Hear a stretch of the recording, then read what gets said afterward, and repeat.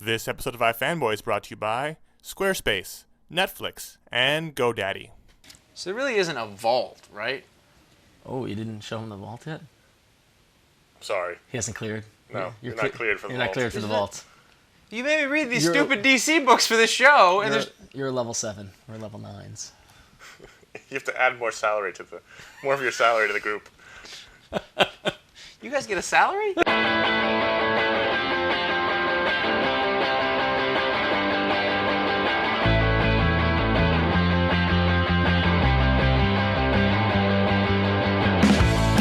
welcome to iFanboy, the video show from the comic book conversation show, iFanboy.com. I'm fighting through this, and you will not ruin it for me. I am Josh. I'm Ron. I'm Conor, and a few months ago, we took a look at classic Marvel books. Yep. And we decided, well, let's do some classic DC books, some classic DC fair. stories. So we Decided. Well, it's not so much classic, rather, as kind of some of our favorites. Right, yeah. I mean, because some people might argue the classics. 20 years. I don't think mine's a classic. I'll be honest with you. Yours might be in 20 years. It could be, yeah, it could be. So we're going into the vault for some old DC stories, and I think I'll start. Oh, wait, why don't you start, Conor? We're going chronologically. Okay. I'm the tallest. I go first. He always beats us. Right, I got the first edition of Superman Man of Steel. That's ragged. I know that you're holding it gingerly. Yes, because if I don't, it all comes How many apart. books in your library are like that? A couple. Yeah.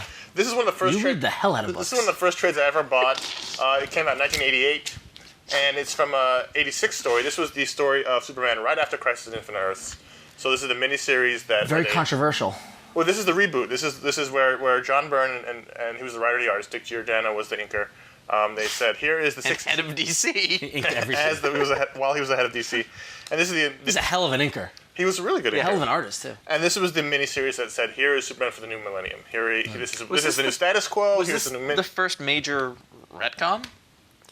I don't know if it's the first major one, but this is very major. Well, no, I wouldn't say it was the first major retcon. It was the first major reboot. It's a reboot. This is a reboot. This defined the reboot of the modern day. Okay, It's like, we're gonna wipe all that off and do that. This is starting over. Yeah. So we have here is it starts off where retcon's in the story. Yeah, this is where he starts off in Smallville. He's not Superman yet, and it's just a great. Each issue takes you through one different part of his mythos. The first issue is he's an adult.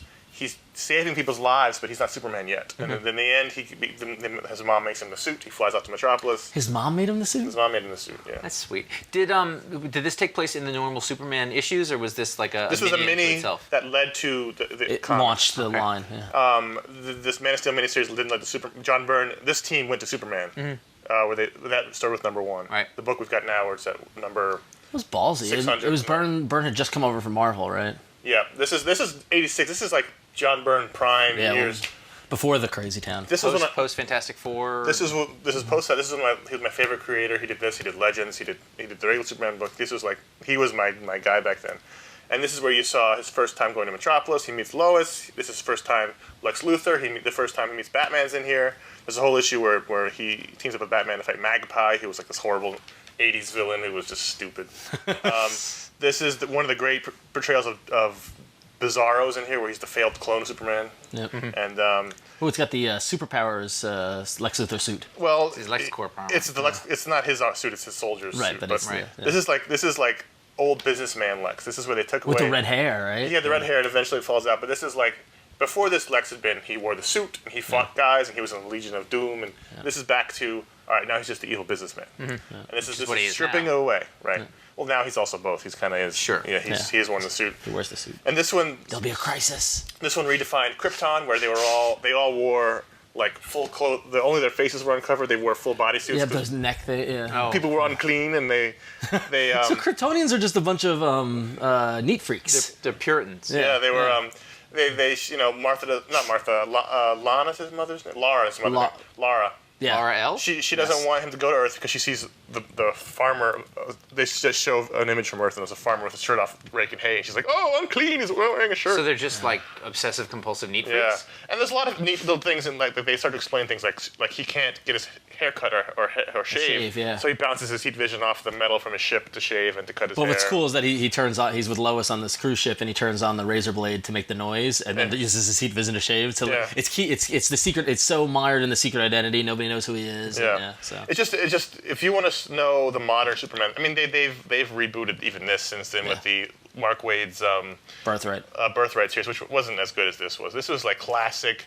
John Byrne was made to draw Superman. Like he draws like the big, burly, but still like accessible farm boy, Superman boyish. Yeah. And this, you can't get this cover anymore. This is old, but. And does it still have the forward by Ray Bradbury in the current? I don't know, but it's a great forward by Ray Bradbury. Ray Bradbury. Yeah, and this is actually Clark he actually was the football star. He wasn't the nerd like he was in what they brought back. I'm still gonna say that. Lana Lang. It's basically every little bit of the mythos is in here, and it starts off. If you don't know anything about Superman, you can just get this and you. The color's really strong in that book. It's falling apart, but it looks nice. Yeah, no, it looks great. It's great printing. It's interesting because this held up for 20 years. That's amazing. I bought this 20 years ago. It's amazing where it fits at least in the comics continuum. Yeah. Because this is 1986, and so we've talked about it ad nauseum. But you had Watchmen, you had Dark Knight, you had like all this grim and gritty kind of stuff.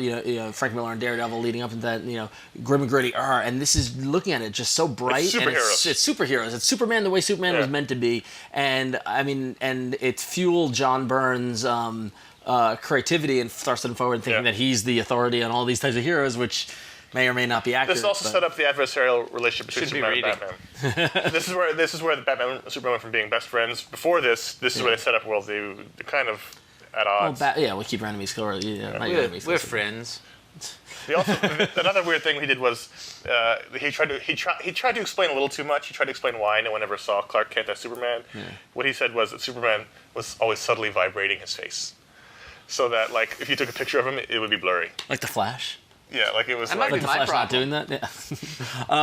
You see, the thing with John Byrne is that he was at this time an excellent artist. Excellent artist. Now, not so much. But somewhere along the lines, like a lot of creators, he got the urge to write, and I would like to say to John Byrne, because you'll probably see this. I'm not agreeing with what he says about your art.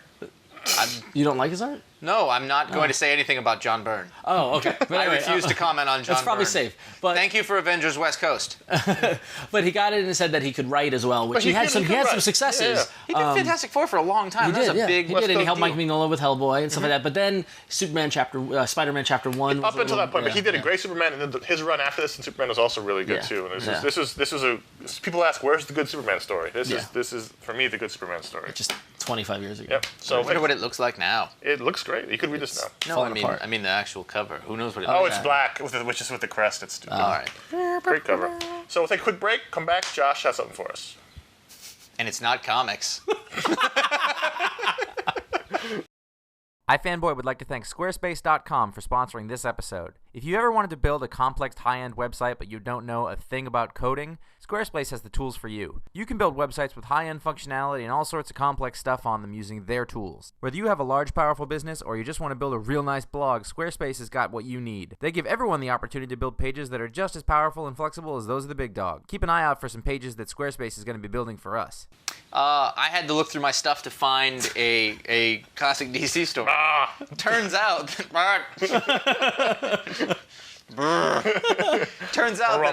I didn't really have any except for stuff that Connor's bought me. every DC book I have is like Connor's like, read this. And most of the time they're very good, but every time I first see them I do the socks. Because what I'm going to talk about Catwoman was great. It was. Cosmic Odyssey by Jim Starlin. He of Marvel, and he does everything. He did everything. Yeah, he's been at DC as long as he's been at Marvel. He's the cosmic dude. He did the Infinity Gauntlet. Who I talked about in Marvel. Hey! And art. It's really becoming a new drinking game thing when Josh mentions the Infinity Gauntlet. Why don't you love me? But anyway, so Cosmic Odyssey. Art by Mike Mignola, which I believe is what prompted you to get it for me. Yes. Yeah, he got it for me as well. That's for the same holiday, and I had never heard of it. I had not either. Yeah. And I thought, well, all is well for the art. I didn't expect to like it that much. Did you like it? I did like it. I didn't think you'd like it at all. I actually quite enjoyed it. I'm starting to develop a nostalgia for. Wow, it's finally kicked in. I know. 30 years. For good comics from before. Yeah. I really don't like cheesy comics with like tons of exposition and tons of I am going here now and we will, and then they think about what they're doing. Remember that when we got our powers when we went into space? And I really don't do well with that kind of comic is thing. somebody's first comic. Yeah. I realize that, but there's a way to do it and there's a way not. And That's the way to do it. really liked this. I'm saying it's good. No, it's really good. No, it's actually really. What's the story about? You know what? The story's not all that important. It's a fascinating mix of characters. How about that? Basically, Darkseid finds out Seed. that it's not Seed. I know, it just It's makes me the laugh. Dark Seed, the farmer's nemesis. Evil sperm? The Darkseid is finds out that the antimatter equation. It's the enemy's sort of nebulous. Yeah. Is going to take over the universe, and so he enlists the help of several Marvel. He comes and has a Marvel? list. DC. Sorry, DC superheroes. No, these people need to come help, and they enlist them and the new gods to help them. And So it's people like Superman, Batman, Green Lantern, John Stewart, John Jones, Starfire, and then there's also a lot of new guys, Light Ray and Orion, and. But it's like the oldest story. Like the story in this isn't really all that important for me. It was very much more about the character interactions and the stuff that happened. Mike Mignola drawing these characters, which is pretty cool. Yeah. Although it's still early in his. It's early Mignola. It is. Yeah. It's not like he hasn't found his real voice, but I mean, this is purely Mignola. This is the late '80s, so yeah. it's 1988. Yeah. But it's still, I mean, it's Mignola. you can see it's Mignola, but it doesn't look like the Hellboy pages where you go, oh wow. But there's really good stuff in here. It's great layouts and everything. Anyway, my point being, the story is fairly typical because the thing is, it's the villain saying, "You have to help me." And the whole time you're like, you're waiting for him to double cross the heroes and whatever, and he does. But the things that happen in this are really interesting. The actual character interactions, because what they do is they pair up. Each of the heroes gets paired up with a new god. Yeah. And so you see how those go together. I can't remember that guy's name, but the guy who was with Batman. Yeah, Do you the Bug. remember the Bug? No, I don't remember. Ambush Bug.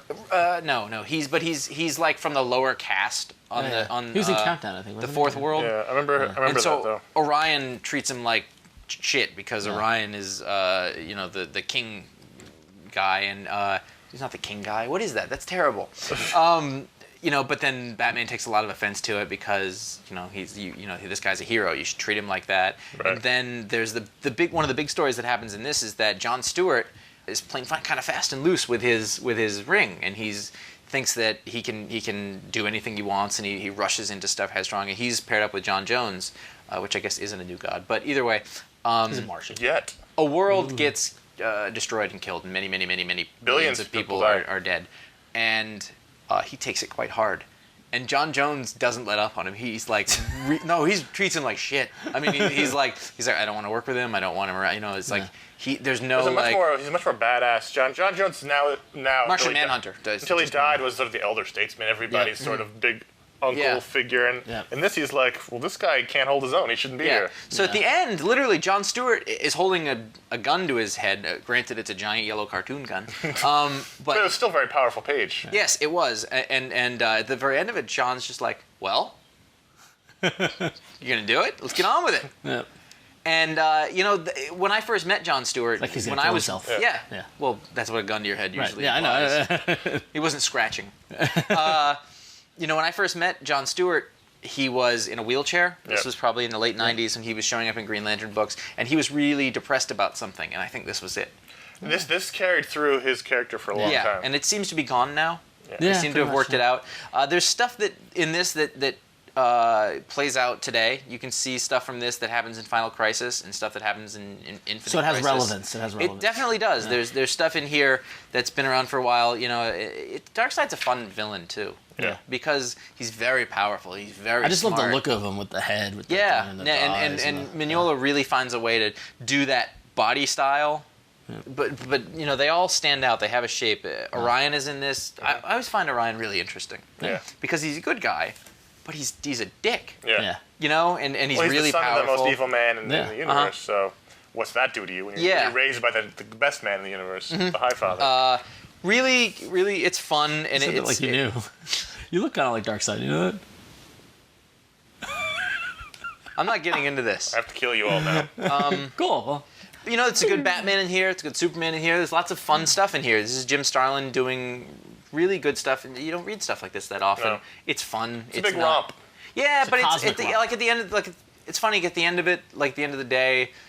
It was just a story that took place. It's not everything will change after this. That's it what isn't you don't have that much anymore. No, you don't. We're going to tell a really good story. Well, what's do the you remember, ramifications of it? There aren't really any. It's just going to be a good story. But how's it going to change everything? It's not. Just You know, enjoy it. do you ever read like Avengers Forever? Yeah, like Which that. is Kirby Siak. It just was love like, I'm that going to go do a 1-year maxi series. Yep. This doesn't really have anything to do with Plus anything. Pacheco when he was good. Yeah, that was so. It's sort of like that. Yep. It's just Yeah. a big fun book. Definitely worth checking out if you're in the mood for this kind of Or thing. was it La Roca? I always get those two mixed up. Pacheco. Yeah, Okay. but you're right. It's exactly like that. Cool. Yep. It's my It's turn. good. My turn. We'll take a break After the first, break. after then we'll have your turn. Just hold your butt. Hold it. At Netflix.com, you can rent over 90,000 titles online, including lots of Blu-ray titles, with free shipping both ways to your home or apartment. They now have over 40 shipping centers, so almost all deliveries happen in just one business day. Netflix plans start from $4.99 a month, and as a new member, you can get a no-risk 2-week free trial membership if you go to www.netflix.com/iFanboy, and remember to put that www in because that code won't work without it. If you want to make an impact online, GoDaddy.com has what you need. .com names as low as $1.99, plus world-class hosting, fast and easy website builders, and much more. Get reliable, secure web hosting without the long-term contract. GoDaddy's hosting plans are bigger and better than ever with 99% uptime, free 24/7 support, and no annual commitment. Keep your personal information away from spammers, hackers, and crazy ex-roommates. Private domain registration from GoDaddy.com protects your privacy by keeping your address, phone number, and more out of the public database. Looking to drive viewers to your video content? Then get a .tv domain name and stand out from the crowd. .tv domains are perfect for podcasters, video bloggers, anyone with something to say, and they're available now at GoDaddy.com. GoDaddy recently started registering .ca domain names. Some restrictions may apply, so see the site for details. My turn. So, if you're a loyal viewer of iFanboy, you know that we've been raving about Justice Society of America by Geoff Johns and of our Dan favorite Englisham, books. one of our favorite books of DC Comics right now. So when I think of DC, I immediately think of that, and it made me think of the series JSA, which It's different. It's different. It's not the current series that's going on right now. Well, the current series is Justice League Society of America, the whole name of it. Right, and this is just JSA leveraging the JLA branding, Right. which is now it's Justice League of America. Right. This is from the this is the Fair Play trade paperback. I don't know where it fits in the numerology. Because they don't number It's it. 26 to 31. It's issues 26 to 31. Wow, you're like an encyclopedia. So JSA started with it was actually James Robinson and David S. Goyer writing the Golden. David S. Goyer, who wrote Batman Begins. Yes, and James Robinson who wrote Starman. And Blade. Goyer, not Star. Goyer, right, yeah. And James Robinson who wrote Starman, and so there was already an affinity through James Robinson for the Golden Age heroes. He also wrote the Golden Age, which is their thing. And so this is kind of the JSA in today's time period. They get back together, and then this trade paperback marks the first issue that's collected in here is co-written by David S. Goyer and Geoff Johns, and then the rest of the trade is Geoff Johns. And the rest of the run is He Geoff took the reins from it, and it's like you said, the rest of it is Geoff Johns. So if you're enjoying Justice Society of America now, Yeah. you need to read this. And if you liked Starman, like Right. you put those two things together. If you missed this, Yeah. This is and this was it was very popular in 2000, 2001, 2002. 2001, right when this came out. But I think currently now a lot of people have forgotten about it. Well, I think a lot of people have jumped on the new JSA book that didn't read this Yep. book. Because a lot of people, there are a lot of crossover fans, but people came on lately when they heard how good it was, who've never read or have never heard of the fact that Geoff Johns did another JSA series before this one. Right, which and was- it's equally as good. Right, and it's got a different feel. It's a different it's a different kind of book than the current Justice Society. A lot is going on in this one. More actiony. It's way more actiony. It's way more kind of superhero-y and like The new one. No, this one. Oh, Even this really? one more so than the other one. Jesus. Yeah. This new one has Yeah. more of a mythical feel. Like Yeah, they're it's all more of a very legacy larger feel. than life. Right. It's all about the old new characters. This is just pure action. But while the thing about the Justice Society of America is that they have this idea of the legacy where there's the older Green Lantern, the older Flash, but then there are younger heroes, stuff like that. This is what started that. We have instead of Starman, we have Stars and Stripe, which was Geoff Johns, kind of the girl with the staff. That was his first work. Yeah, it was. And we have a new Mr. Terrific. We have new Jakeem Thunder, the kid with the Joaquin, pen instead of or Joaquin. I can't pronounce it. I just phonetically did. So this is where Mr. Terrific came in. He came into this series. If you like him in the new series, this is where he showed up. So a ton is going on in this book. You got in the beginning, it's the return of Hawkman. If you remember a couple years That's ago. not Hawkman. confusing at all I know. either. So, But so you got Hawkman returning. Right in the middle, there's a great arc where there's a villain called Roulette, which captures the JSA and makes them compete against each other, and all the villains are there betting on them, and that's always fun. All kind of the Roman gladiator kind of style thing. Mr. Terrific gets voted to be the new chairperson of the Justice Society. Previously, it was Sand, who was the modern day Sandman, who I love that character. Yeah, by the way. Sand's Sand's a great awesome. character. And then it ends with a great issue with a crossover with Batman, where you got Mr. Terrific and Batman interacting. If you look at the art, on this, you had Rags Morales, you had Steve Sadowski, you had Peter Snedberg, who did the Batman crossover issue. It's not a consistent art feel, but that's kind of fun because it's it's. But they're all the same sort of style, clean, exactly. sort of classic. the cover has got Captain Marvel, Shazam, and Black Adam fighting. Black Adam's on the team. Yeah. So if you've been reading, 52 and Countdown, you know of Black Adam as a villain. He was actually on the JSA. They tried to reform There was an him. old Vault episode where we talked about that. You talked about the JLA JSA crossover. Yes, book. exactly. And that was from That the had Black same Adam. time period. Yep, exactly. Where Black Adam was on the team. Same 2001. I seem to go back to the JSA well. 2001, 2002 time period. Yeah. So. We go to that time period a lot. Yeah. Well, that was great comics in Yeah. that. Yeah, there was. But so this is just a lot of fun. I'm going back and I'm picking up all the trades from this entire run because There are a lot of them. There are a lot. Well, the run went on for like 4 years. Yeah, it was a long run. So And it's weird, and then they just rebooted it for the new thing. But I think people especially people we know from the iFan base who like Justice Society, need to read this series. Yes, yeah, totally. And you can get them on. You can order them from Amazon. And or from they're Inside very Trades. good. Yeah, totally. So so it's one of my favorites, and I'm kind of enjoying this entire run, and this fair play trade pack is just one aspect of it. So if you have any DC books that you think we should take a look at that we haven't read, or you'd like to hear us talk about, you can email us at contact@ifanboy.com. Or you can leave us a voicemail at 888-FANBOY, which is 326-2697. I was faster than You you. looked at me, though. You stole it. Go to ifanboy.com and talk about what a jerk Conor is. Or anything else. There's There's lots all of sorts of material. really good stuff there. Go to revision3.com/ifanboy. You will not throw me off for videos like this one and others from the Revision 3 stable of programming. Exactly. He's gonna Oh. be in my night. See, I told you it's. He Omega beamed my ass. We should do an Eros Vault next. An Eros vault? Eros Comics with X. He's always bringing up porno comics. Where did that come from? I know. What's the matter with you? I thought you didn't. Oh, he's evil. Every time with the evil.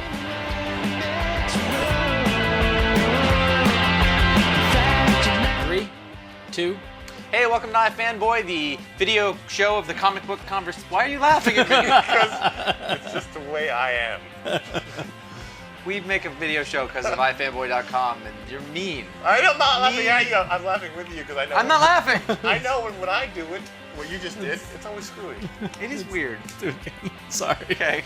All right, 3, 2.